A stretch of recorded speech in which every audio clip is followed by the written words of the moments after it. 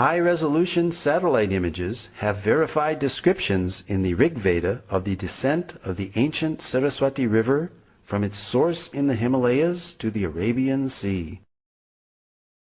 Pure in her course from the mountains to the ocean, alone of streams, Saraswati hath listened.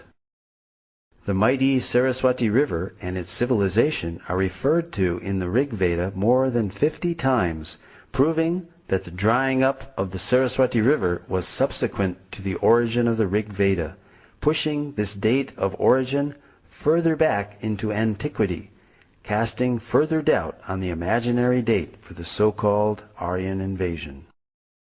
This satellite image clearly shows the Indus-Saraswati River system extending from the Himalayas to the Arabian Sea. Here, the Indus River is on the left, outlined in blue, while the Saraswati River basin is outlined in green. The black dots are the many archaeological sites or previous settlements along the banks of the now dry Saraswati River. The drying up of the Saraswati River around 1900 BCE is confirmed archaeologically.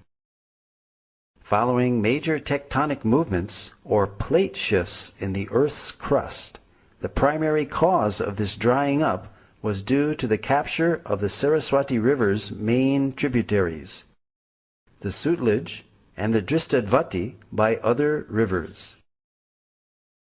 Although early studies based on limited archaeological evidence produced contradictory conclusions, recent independent studies, such as that of archaeologist James Schaffer in 1993, showed no evidence of a foreign invasion in the Indus-Saraswat civilization, and that a cultural continuity could be traced back for millennia.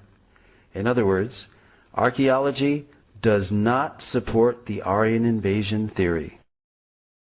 Marine archaeology has also been utilized in India off the coast of the ancient port city of Dwarka in Gujarat, uncovering further evidence in support of statements in the Vedic scriptures.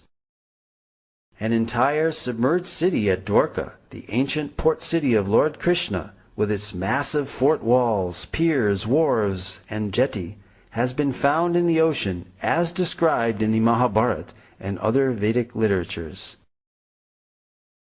This Sanskrit verse from the Moshila Parva of the Mahabharata describes the disappearance of the city of Dwarka into the sea. After all the people had set out, the ocean flooded Dwarka, which still teemed with wealth of every kind. Whatever portion of land was passed over, the ocean immediately flooded over with its waters.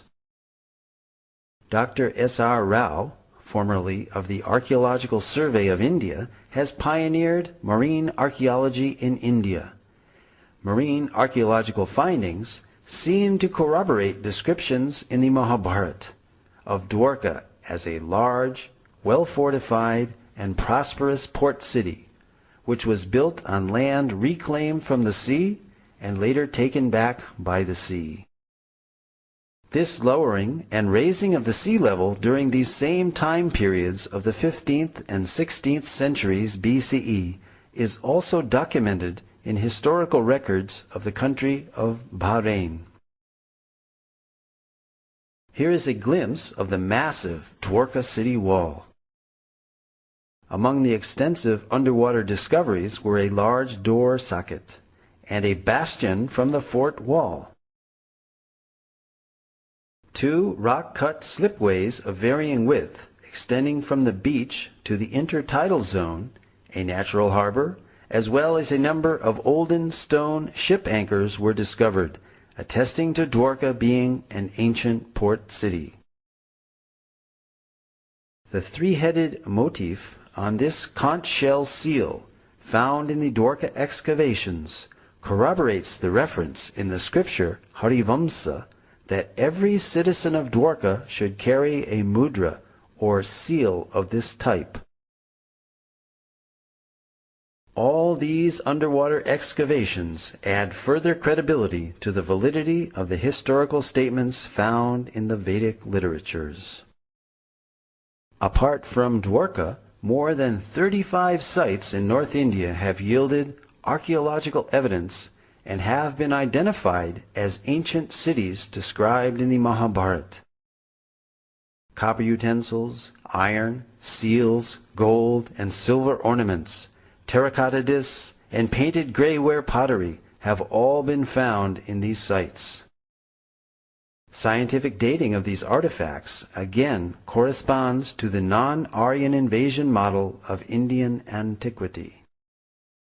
Furthermore, the Matsya and Vayu Puranas describe great flooding which destroyed the capital city of Hastinapur, forcing its inhabitants to relocate in Kaushambi. The soil of Hastinapur reveals proof of this flooding. Archaeological evidence of the new capital of Kaushambi has recently been found, which has been dated to the time period just after this flood.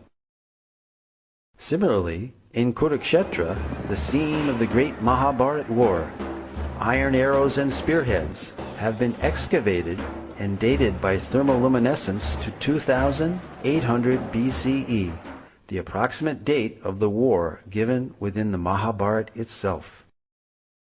The Mahabharata also describes 3 cities given to the Pandavas, the heroes of the Mahabharata, after their exile: Paniprastha, Sonaprastha, and Indraprastha, which is Delhi's Puranakela. These sites have been identified and yielded pottery and antiquities which show a cultural consistency and dating consistent for the Mahabharata period, again verifying statements recorded in the Vedic literatures. Although early Indologists in their missionary zeal widely vilified the Vedas as primitive mythology, many of the world's greatest thinkers admired the Vedas as great repositories of advanced knowledge and high thinking. Arthur Schopenhauer, the famed German philosopher and writer, wrote that I encounter in the Vedas deep, original, lofty thoughts, suffused with a high and holy seriousness. The well-known early American writer Ralph Waldo Emerson read the Vedas daily. Emerson wrote, I owed a magnificent day to the Bhagavad Gita. Henry David Thoreau said, in the morning I bathe my intellect in the stupendous philosophy of the Bhagavad Gita, in comparison with which our modern world and its literature seems puny and trivial. So great were Emerson and Thoreau's appreciation of Vedantic literatures that they became known as the American Transcendentalists. Their writings contain many thoughts from Vedic philosophy. Other famous personalities who spoke of the greatness of the Vedas were Alfred North Whitehead, British mathematician, logician, and philosopher, who stated that Vedanta is the most impressive metaphysics the human mind has conceived. Julius Robert Oppenheimer, the principal developer of the atomic bomb, stated that the Vedas are the greatest privilege of this century. During the explosion of the first atomic bomb, Oppenheimer quoted several Bhagavad Gita verses from the 11th chapter, such as, Death I am, cause of destruction of the worlds.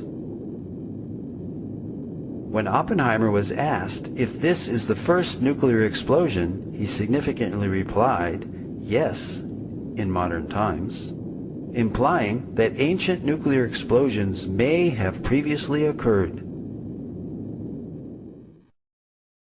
Lin Yutang, Chinese scholar and author, wrote, India was China's teacher in trigonometry, quadratic equations, grammar, phonetics, and so forth.